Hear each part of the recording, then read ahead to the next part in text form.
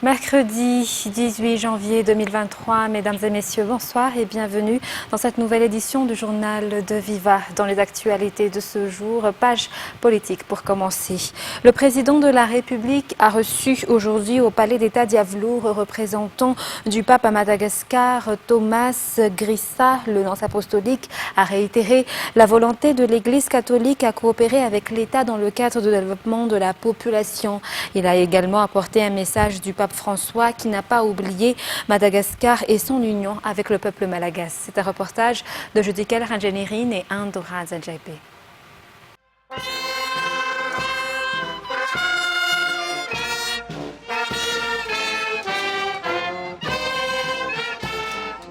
Après avoir été nommé par le pape François le 27 septembre dernier, Monseigneur Thomas Grissa, nouveau nonce apostolique de Madagascar, est arrivé dans nos murs et a présenté ses lettres de créance au président de la République aujourd'hui au Palais d'État d'Iavlour. Il remplace Monseigneur Paolo Rocco Gualteri. La coopération entre Madagascar et l'Église catholique se poursuit surtout pour veiller sur le peuple malagasy, selon le nonce apostolique. Il a également apporté un message venant du pape François pour Madagascar. À cet effet, le Saint-Siège est prêt à renforcer et améliorer la coopération avec l'État, mais surtout pour donner la main dans l'effectivité des efforts déjà entrepris pour le développement de Madagascar. Dans les actualités de ce jour également, le mauvais temps qui s'est formé dans l'océan Indien s'est intensifié et est devenu une tempête tropicale aujourd'hui vers midi. Selon le service météorologique, ce cyclone a été nommé Chenezo. Il poursuit son trajet vers l'ouest, un peu au nord-ouest, à une vitesse de 35 km par heure. Il devrait toucher les côtes de l'île demain entre Vohemar et Cap-Est, selon toujours les explications. Reportage. À midi ce jour, le centre de la dépression cyclonique en cours d'évolution et qui est devenue une tempête tropicale était positionné à 361 km au nord-est d'Antala. Elle a été nommée Chenezo par Météo Madagascar ce jour. Elle se déplace rapidement vers l'ouest, un peu au nord-ouest, à une vitesse de 35 km par heure. Par ailleurs, la vitesse du vent qu'elle amène est passée à 75 km par heure, accompagnée des tempêtes de 100 à 120 km par heure, selon les informations reçues auprès de Météo Madagascar. De ce fait, le nombre de zones classées en état d'alerte a augmenté. Les régions de Diana, Sava, Analanzruf et Ansnan sont placées en vigilance jaune, tandis qu'Alochamangour et Sophie sont en vigilance verte. Les précipitations devraient également augmenter au cours des 4 prochains jours et pourraient provoquer des inondations dans les zones vulnérables, poursuivent les informations. Et on s'attend à ce que ces précipitations s'étendent dans la région de Boïne et dans les autres terres. Dans cette optique, les habitants sont toujours invités à suivre les actualités concernant l'évolution de ce mauvais temps et à respecter également les consignes données par les autorités afin d'éviter tout danger. 3,5 tonnes de poissons en provenance de Madagascar qui devaient être exportés illicitement vers l'île Mayotte ont été interceptés par les gardes-côtes mahorais durant une opération interadministration qu'ils ont effectuée le 13 janvier dernier. Ce sont des pêcheurs mahorais qui ont été appréhendés sur le navire transportant les poissons, mais les autorités soupçonnent l'existence des complices à Madagascar dans cette affaire d'exportation illicite. Il s'agit d'un premier cas dans l'exportation illicite de ressources halieutiques malagasy et des mesures exceptionnelles seront prises par Madagascar, selon le directeur exécutif du Centre de contrôle de la pêche aujourd'hui. Reportage de Anyan Martina Nzaranjansu. Vendredi dernier, durant une opération de contrôle interadministrative effectuée par les autorités mahoraises dans le secteur de la pêche sur les côtes maritimes avec la gendarmerie nationale, cette dernière a intercepté une petite vedette avec des pêcheurs qui ne respectent pas les normes. Selon un communiqué sorti par le préfet de Mayotte, les agents de contrôle de l'ULAM, ou Unité littorale des affaires maritimes, ont constaté l'absence de titre de sécurité du navire et la présence de matériel de sécurité incomplet et obsolète. De plus, les individus présents à bord ne correspondaient pas aux marins déclarés sur la liste d'équipage. Durant la perquisition du navire, les autorités mahoraises ont saisi 3,5 tonnes de poissons dans un congélateur alors que les auteurs prétendaient être des pêcheurs. Durant l'enquête, il a été découvert que ces poissons provenaient de Madagascar et qu'ils devaient être vendus à Mayotte. Il s'agit d'un premier cas d'exportation illicite de ressources halieutiques malagasy, selon les explications fournies par le directeur exécutif du Centre de contrôle de la pêche aujourd'hui. Jusqu'à présent, l'on n'a pas encore défini la région d'où proviennent ces poissons, mais les responsables locaux suivent de près cette affaire. Des stratégies doivent également être mises en place afin d'éviter la reproduction de ce genre de cas, selon les explications. Les poissons ont été saisis par les autorités mahoraises si les auteurs de l'acte font l'objet d'enquêtes. Et dans les actualités économiques, dans un communiqué, le Banque centrale de Madagascar, ou BFM, a souligné que toute personne ou entité proposant des services de crédit et qui prétend agir au nom et pour le compte de la BFM est manifestement en infraction avec la législation en vigueur et est passible de poursuites, car les attributions de la BFM sont limitativement émunérées par son statut. Il s'agit notamment en qualité de banquier de l'État et également la Banque des banques. La BFM a avancé qu'elle décline toute responsabilité quant à de tels agissements et se réserve le droit de saisir les autorités judiciaires compétentes. 25 kWh, telle est la puissance de l'électricité produite à travers la mise en place de la centrale de production d'électricité par énergie solaire dans la partie sud de l'île avec l'État malagasy et le PAM au Programme alimentaire mondial. D'après les informations émanant des initiateurs de projet, les travaux sont actuellement en cours de finalisation. Le projet peut également fournir de l'eau pour la production agricole selon les explications, outre les avantages obtenus dans le domaine de l'amélioration de la vie de la population dans le sud. Les détails avec Cécile Sylvain et Sechan Jenab. Le projet Rapid Rural Transformation apportera des améliorations dans le milieu rural, mais surtout dans le redressement des conditions de vie de la population dans le sud du pays. À travers la coopération entre l'État malagasy et le PAM, Ifutak dans la région Anos, Tartark et Mbouvbé dans la région Anjoy bénéficieront d'une centrale de production d'électricité par énergie solaire. Il s'agit d'un appui direct à la production agricole. De l'électricité et des forages se compléteront dans ce projet. Le développement technologique du sud de la Grande Île avance en parallèle avec la production d'électricité, selon les explications. Comme à chaque projet du PAM, cela s'effectue avec des appuis sociaux. Des formations de jeunes, entre autres, seront initiées. Cela débutera par l'éducation de la population dans le domaine de la technologie. Il est à noter que le directeur exécutif adjoint du PAM est actuellement à Madagascar pour visiter ses infrastructures d'Anos et d'Anjoy. Madagascar est le premier pays à bénéficier de ce projet Rapid Rural Transformation. Dans les informations sociales, le secteur de la santé dans le monde est encore vulnérable du fait de l'existence de la Covid-19, selon le nouvel ambassadeur de France à Madagascar. Ainsi, les aides et les appuis sont toujours les bienvenus dans ce secteur selon les explications. La France, pour sa part, aide souvent tous ses pays partenaires et Madagascar en fait partie, selon toujours le nouvel ambassadeur de France à Madagascar durant sa visite de courtoisie auprès du ministre de la Santé publique en début de semaine. Ratroman Azatouf nous en dit plus. La France alloue des sommes considérables dans le Fonds monétaire mondial pour la santé pour appuyer des pays comme Madagascar. La semaine dernière, il a été communiqué que Madagascar vient de bénéficier d'un nouveau financement à travers ce fonds dans le cadre de la lutte contre le paludisme, la tuberculose et le VIH-Sida. En outre, la France fait également partie de l'association internationale qui aide Madagascar dans l'amélioration du secteur de la santé. Et le gouvernement français affirme qu'il poursuit son aide à l'État malagasy dans le secteur de la santé. Et dans l'optique de cette poursuite de la collaboration, il est important que les aides répondent aux besoins de la population, surtout dans le secteur de la santé, selon l'ambassadeur de France à Madagascar. La France et Madagascar ont une coopération de très long terme ensemble dans le domaine de la santé, dans le domaine de la prévention. La France et Madagascar font beaucoup ensemble à différents niveaux. La France est un des principaux contributeurs au Fonds mondial de lutte contre le sida, la tuberculose et le paludisme, au sein de Gavi, au sein d'United, mais nous agissons aussi à travers les opérateurs français, l'Agence française de développement, Expertise France, le service culturel et d'action de coopération de l'ambassade de France, au titre de différents programmes AGIS. Les collectivités territoriales françaises, nos CHU coopèrent en partenariat avec les partenaires malgaches. Et pour nous, c'est essentiel. D'abord, c'est au bénéfice de la population malgache, dont on sait les défis tout à fait importants, des capacités des institutions malgaches à répondre aux besoins sanitaires qui sont énormes. Et on n'a pas eu besoin du Covid pour savoir combien l'ensemble des systèmes sanitaires dans le monde entier étaient fragiles. Donc on a besoin de davantage coopérer, on a besoin de davantage travailler ensemble. Et je saisis saisis cette opportunité pour remercier les autorités malgaches et singulièrement naturellement le ministre de la qualité de ce partenariat. Nos médecins français et malgaches, nos infirmiers, nos chercheurs travaillent ensemble. Récemment, un comité de pilotage a été mis en place avec nos partenaires internationaux, je pense aussi à l'OMS, le Fonds des Nations Unies, etc.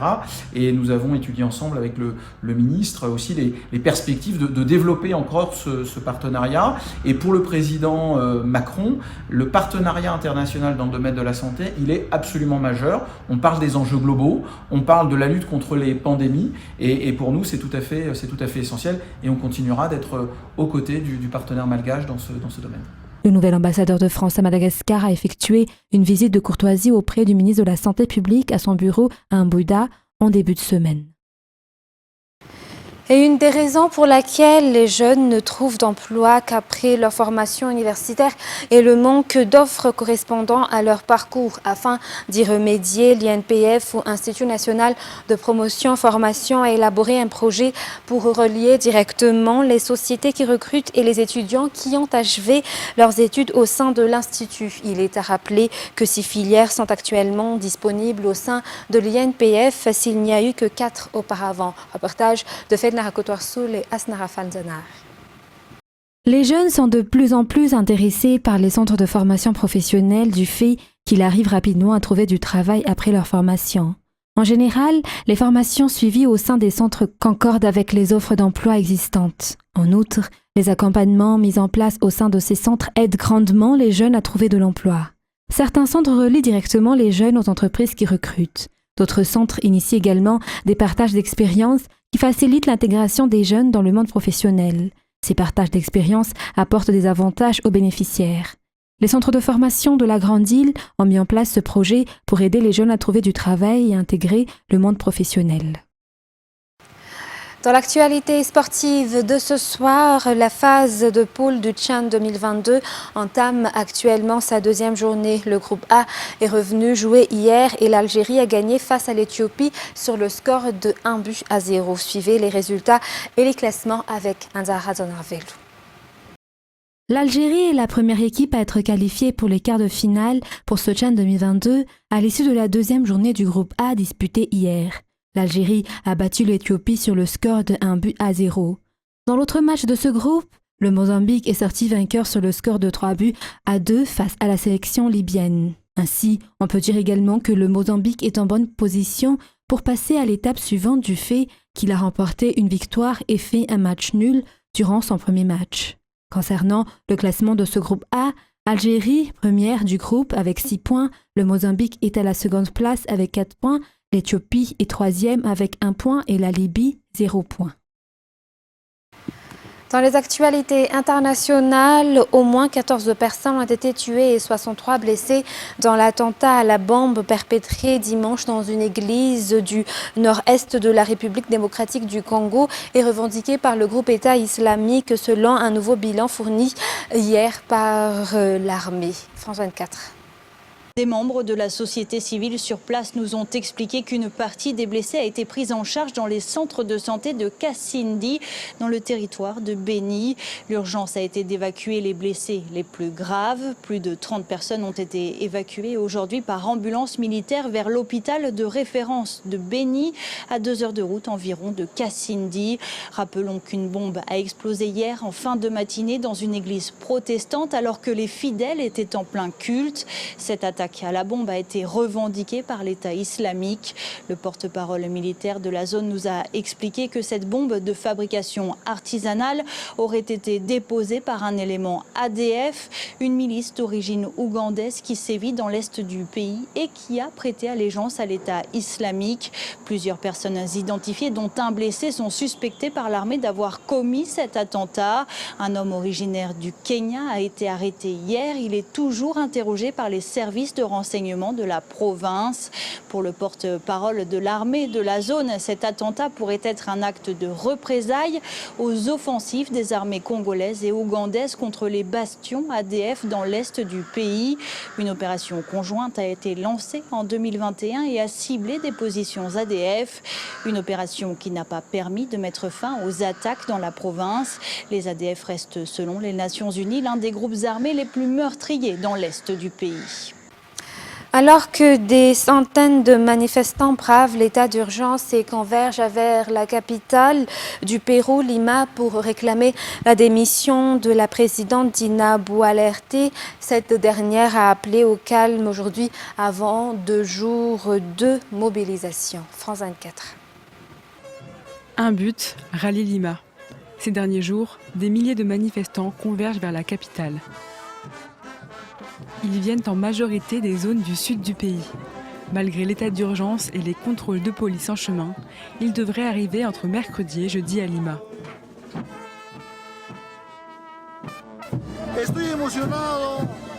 Je suis excité à l'idée de me rendre à Lima car le combat continue. Tous les frères Aymara se déplacent pour se battre. Depuis la destitution et l'arrestation du président d'origine indigène Pedro Castillo il y a un mois, la colère de ces manifestants ne faiblit pas. Dina Boluarte, sa vice-présidente ayant pris sa place, se fait appeler la meurtrière par les contestataires. La raison, la répression du mouvement a causé la mort de 42 personnes. En attendant l'arrivée des manifestants, elle appelle au calme et au dialogue. Nous savons qu'ils veulent prendre Lima à cause de tout ce qui sort sur les réseaux sociaux les 18 et 19 janvier. Je leur demande de prendre Lima, oui, mais pacifiquement et dans le calme.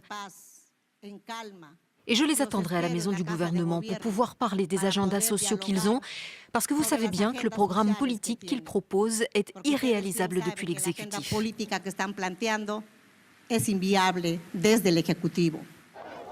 Les protestataires exigent la démission de Dina Boluarte, la dissolution du Parlement et de nouvelles élections avec une assemblée constituante. À la crise politique s'ajoutent des revendications économiques. Les régions andines ont l'impression d'être délaissées par la capitale, plus riche. Un jeudi de grève, de manifestations et de galères pour les usagers à 2 jours du coup d'envoi de la mobilisation contre la réforme des retraites. En France, le voile s'est levé hier sur l'ampleur des perturbations attendues dans plusieurs secteurs clés. En premier lieu, les transports et l'éducation. Le point avec France 24. Trains, transports urbains, écoles ou encore avions. Les perturbations s'annoncent massives dans les services publics jeudi pour la première journée de grève contre la réforme des retraites. Sur les rails, le trafic sera fortement réduit, avec seulement 1 TGV sur 3 sur les axes nord et sud-est, 1 sur 4 sur l'axe est et 1 sur 5 entre Paris et Rennes ou Bordeaux. Sur les autres lignes, 1 Ouigo sur 3 en circulation, 1 TER sur 10 et aucun intercité ne roulera. Gare Montparnasse ce soir, les usagers ont déjà pris leurs dispositions. Télétravail, principalement télétravail. On va d'abord regarder les horaires de train pour savoir si on peut aller au travail et sinon télétravail. Oui, il faut s'organiser, enfin. Il faut trouver des solutions, des plans B, des plans de secours. C'est pas évident. En Ile-de-France, la RATP aussi sera touchée. 3 lignes de métro seront fermées, 10 seront ouvertes seulement aux heures de pointe. Les autres seront perturbées ou grandement saturées. Même chose dans les grandes métropoles. Les réseaux de Marseille, Bordeaux et Toulouse annoncent déjà de fortes perturbations. Côté école, beaucoup de classes garderont porte close. 7 enseignants sur 10 devraient se déclarer grévistes jeudi dans le primaire, selon les syndicats. Devant cette école de Dijon, si la grève ravive visiblement les enfants... Il est content, lui. Il est content. Les parents se préparent déjà à la grande débrouille. Je travaille, je commence à 6h. Mon mari aussi, on ne sait même pas comment faire pour les enfants. Ouais, on ne sait pas. On verra. Moi, je travaille en mairie, donc je peux m'arranger, mais je pense que pour les parents qui ne peuvent pas s'absenter, c'est compliqué, quoi. Il faut toujours s'organiser, soit avec les grands-parents ou des trucs comme ça qui habitent assez loin. Donc du coup, c'est galère. Enfin, dans le ciel, la grève des contrôleurs aériens devrait clouer au sol 1 avion sur 5, mais de plus grandes perturbations pourraient être annoncées dans les prochaines heures. Mesdames et messieurs, c'est la fin de ce journal. Nous vous remercions de votre fidélité. Très bonne continuation sur Viva. Au revoir.